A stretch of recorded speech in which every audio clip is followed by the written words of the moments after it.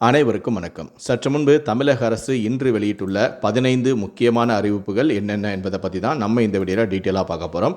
So முடிந்த அளவுக்கு இந்த வீடியோவை ஸ்கிப் பண்ணாமல் முழுமையாக பாருங்கள். இந்த வீடியோக்குள்ளே போகிறதுக்கு முன்னாடி இந்த வீடியோக்கு ஒரு லைக் பட்டனை ப்ரெஸ் பண்ணிடுங்க. நீங்கள் இது வரைக்கும் என்னோட சேனலை சப்ஸ்கிரைப் பண்ணாமல் இருந்தீங்கன்னா மறக்காமல் சப்ஸ்கிரைப் பண்ணிக்கோங்க. கூடவே அந்த பெல் சிம்லையும் மறக்காமல் கிளிக் பண்ணிக்கோங்க. சரி, வாங்க இப்போ நாம் வீடியோக்குள்ளே போகலாம். முதல் அறிவிப்பு: சொத்தின் வில்லங்கச் சான்று போல இனி பட்டா வரலாற்றையும் தெரிந்து கொள்ளலாம். பட்டா வரலாற்றையும் தெரிந்து கொள்ளும் வகையில் புதிய நடைமுறையை தமிழக அரசு கொண்டு வந்துள்ளது. புதிய நடைமுறையின் மூலம் 2014ஆம் ஆண்டு முதல்தான் இப்போதைக்கு பட்டா வரலாறு எடுக்க முடியும். இரண்டாவது அறிவிப்பு: ரோட் ஷோ, ஆர்ப்பாட்டம் நடத்தப்படும் முன் எந்த தேதி, நேரம், எவ்வளவு பேர் பங்கேற்பார்கள் என விண்ணப்பிக்க வேண்டும் என தமிழக அரசு தெரிவித்துள்ளது.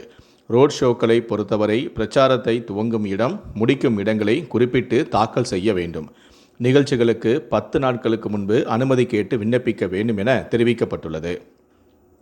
மூன்றாவது அறிவிப்பு: வாக்காளர் கணக்கெடுப்பு படிவங்களை பூர்த்தி செய்ய வாக்காளர்களுக்கு உதவிட அனைத்து வாக்குச்சாவடிகளிலும் சிறப்பு உதவி மையங்கள் இன்று 22ஆம் தேதி சனிக்கிழமை மற்றும் 23ஆம் தேதி ஞாயிற்றுக்கிழமை ஆகிய 2 தினங்களுக்கு காலை 9 மணி முதல் மாலை 5 மணி வரை செயல்படும். இந்த உதவி மையங்களில் வாக்காளர்கள் அவர்களுக்கு மற்றும் அவர்களுடைய குடும்பத்தாருக்கு வழங்கப்பட்டுள்ள படிவங்களுடன் வந்து இந்த மையத்தில் சமர்ப்பிக்க வேண்டும். இம்மையங்களில் வாக்குச்சாவடி நிலை அலுவலர்கள், PLO, தன்னார்வலர்கள் பணியில் இருப்பார்கள். அவர்கள் படிவங்களை பூர்த்தி செய்ய உதவி செய்து பூர்த்தி செய்யப்பட்ட படிவங்களை பெற்றும் கொள்வார்கள். மேலும் வாக்குச்சாவடி முகவர்களும் இப்பணியில் உதவி செய்ய உதவி மையங்களில் செயல்படுவார்கள்.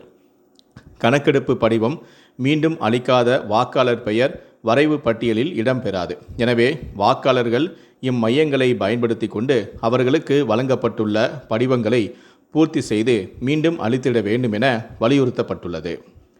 நான்காவது அறிவிப்பு: கிறிஸ்மஸ் பண்டிகைக்கு முன்பு மல்டி ஆக்சிஸ் சொகுசு பேருந்துகளை இயக்க அரசு விரைவு போக்குவரத்து கழகம் முடிவு செய்துள்ளது. அரசு பேருந்துகளை தரம் உயர்த்தும் நடவடிக்கையில் ஒன்றாக 20 மல்டி ஆக்சிஸ் சொகுசு பேருந்துகள் கொள்முதல் செய்யப்பட்டது. கிறிஸ்மஸ், புத்தாண்டு, பொங்கல் பண்டிகைகளை கருத்தில் கொண்டு மல்டி ஆக்சிஸ் பேருந்துகளை விரைந்து இயக்க முடிவு செய்யப்பட்டுள்ளது. டிசம்பர் 20ஆம் தேதிக்குள் முதலமைச்சரிடமிருந்து ஒப்புதல் பெற்று பேருந்துகளை இயக்க அரசு போக்குவரத்து கழகம் முடிவு செய்துள்ளது. ஐந்தாவது அறிவிப்பு: தென்கிழக்கு வங்கக்கடலில் அந்தமான் அருகே இன்று ஒரு காற்றழுத்த தாழ்வு பகுதி உருவாகும் என்றும் அதன் தொடர்ச்சியாக 10 மாவட்டங்களில் கனமழை பெய்யும் என்றும் சென்னை வானிலை ஆய்வு மையம் தெரிவித்துள்ளது. குறிப்பாக தென்காசி, விருதுநகர், திருநெல்வேலி, கன்னியாகுமரி, தூத்துக்குடி, ராமநாதபுரம், கடலூர், மயிலாடுதுறை, நாகப்பட்டினம், திருவாரூர் மாவட்டங்களில் ஓரிரு இடங்களில் கனமழை பெய்ய வாய்ப்புள்ளது. ஆறாவது அறிவிப்பு: தமிழ்நாடு அரசு வெளியிட்டுள்ள அறிக்கையில் தமிழ்நாடு அரசு மொத்தம் 4000 கோடி மதிப்பில் 9 ஆண்டுகால பிணைய பத்திரங்கள் 1000 கோடி, 30 ஆண்டுகால பிணைய பத்திரங்கள் 1000 கோடி, தமிழ்நாடு அரசின் 7.16% பிணைய பத்திரங்கள் 2035 மறு வெளியீடு 1000 கோடி மற்றும் தமிழக அரசின் 7.20% பிணைய பத்திரங்கள் 2036 மறு வெளியீடு 1000 கோடி ஏலத்தின் மூலமாக விற்பனை செய்யவிருப்பதாக அறிவித்துள்ளது. இந்த ஏலமானது இந்திய ரிசர்வ் வங்கியால் மும்பையில் உள்ள அதன் மும்பை கோட்டை அலுவலகத்தில் வரும் 25ஆம் தேதி நடத்தப்படும். போட்டி ஏல கோப்புகள் காலை 10:30 மணியிலிருந்து 11:30 மணிக்குள்ளாகவும், போட்டியற்ற ஏல கோப்புகள் காலை 10:30 மணியிலிருந்து 11 மணிக்குள்ளாகவும் இந்திய ரிசர்வ் வங்கியின் மின்னணு படிவத்தில் வரும் 25ஆம் தேதி சமர்ப்பிக்கப்பட வேண்டும். ஏழாவது அறிவிப்பு: ஒன்றிய போக்குவரத்து அமைச்சகத்தின் சார்பில் பதிவிடப்பட்டுள்ள அறிவிப்பில் 20 ஆண்டுகளுக்கு பழமையான வாகனங்களுக்கு தகுதி சான்றிதழ் கட்டணம் உயர்த்தப்படுவதாக அதிரடியான அறிவிப்பை அறிவித்துள்ளது. அதன்படி 20 ஆண்டுகளுக்கும் மேலான லேசான மோட்டார் வாகனங்களுக்கான ஃபிட்னஸ் புதுப்பிப்பு கட்டணமானது 10,000 ரூபாயிலிருந்து 15,000 அதிகரிக்கப்பட்டுள்ளது. இந்த உயர்வு கனரக வர்த்தக வாகனங்களுக்கு மிக அதிகமாக உள்ளது. 20 ஆண்டுகளுக்கும் மேலான கனரக வாகனங்களுக்கான கட்டணமானது 3,500 ரூபாயிலிருந்து அதிரடியாக 25,000 உயர்த்தப்பட்டுள்ளது. நடுத்தர வர்த்தக வாகனங்களுக்கு இது 20,000 ஆகும். இந்த நடவடிக்கையானது பொதுமக்கள் தொடர்ந்து பழைய வாகனங்களை பயன்படுத்துவதை குறைக்கும் வகையில் எடுக்கப்பட்டுள்ளதாக ஒன்றிய அரசு தரப்பிலும் தெரிவிக்கப்பட்டுள்ளது.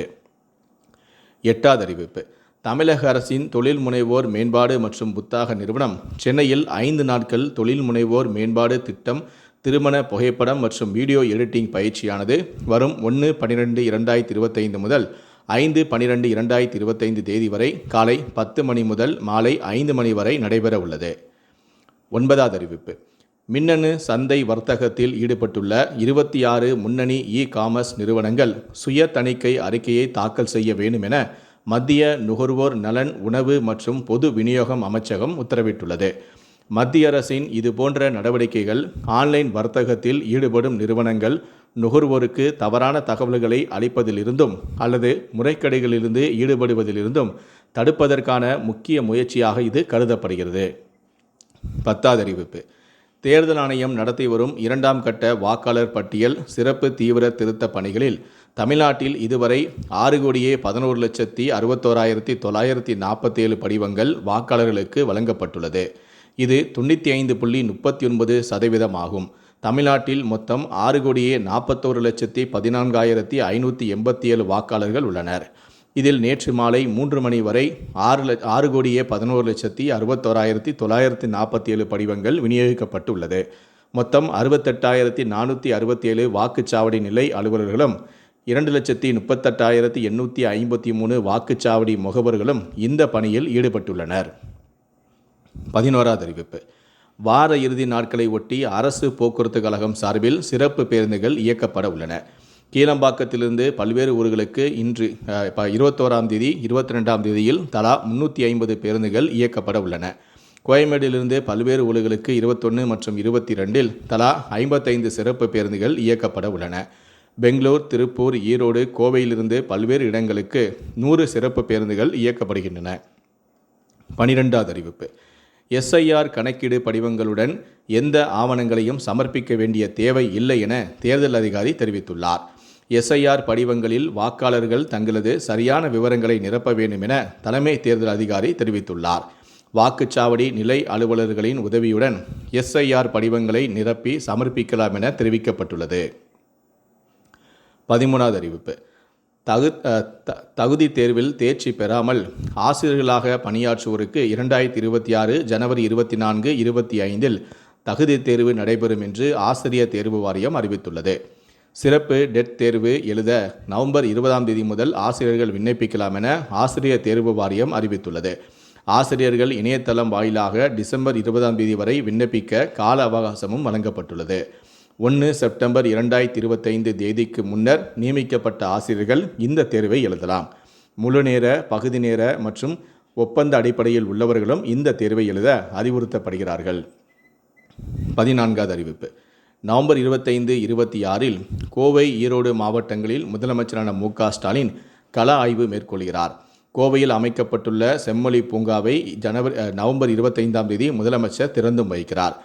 பொல்லான் பகடை சிலையுடன் அமைக்கப்பட்டுள்ள பொல்லான் பகடை மணிமண்டபத்தையும் அவர் திறந்து வைக்கிறார். கடைசியாக 15வது அறிவிப்பு. நடப்பாண்டுக்கான CMAT தேர்வு ஜனவரி மாதம் நடைபெற உள்ளது. இதற்கான இணையத்த விண்ணப்ப பதிவானது கடந்த அக்டோபர் 17இல் தொடங்கி நவம்பர் 17ஆம் தேதி முடிந்தது. தற்போது பல்வேறு தரப்பின் கோரிக்கையை ஏற்று விண்ணப்பிக்கும் கால அவகாசம் நவம்பர் 24ஆம் தேதி வரை நீடிக்கப்பட்டுள்ளது.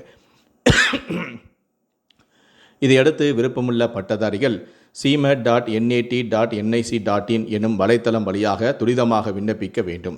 தேர்வு கட்டணம் செலுத்த நவம்பர் 25ஆம் தேதி கடைசி நாள். விண்ணப்பங்களில் திருத்தங்கள் இருப்பின் நவம்பர் 26 முதல் 28ஆம் தேதி வரை மேற்கொள்ளலாம். கூடுதல் விவரங்களை nta.ac.in என்னும் இணையதளத்தில் நீங்கள் அறிந்து கொள்ளலாம். இந்த 15 அறிவிப்புகளை பற்றிய உங்களுடைய கருத்துக்கள் என்ன அப்படிங்கிறத கீழே இருக்கக்கூடிய கமெண்ட் செக்ஷனில் மறக்காமல் சொல்லுங்கள். முடிந்த அளவுக்கு இந்த வீடியோவை மற்றவங்களுக்கும் ஷேர் பண்ணுங்கள். மேலும் இது போன்ற பல வீடியோக்களை நீங்கள் பார்க்கணும் அப்படின்னு நினச்சிங்கன்னா மறக்காமல் நீங்கள் சப்ஸ்கிரைப் பண்ணுங்கள். கூடவே அந்த பெல் சிம்லையும் மறக்காமல் கிளிக் பண்ணுங்கள். நன்றி, வணக்கம்.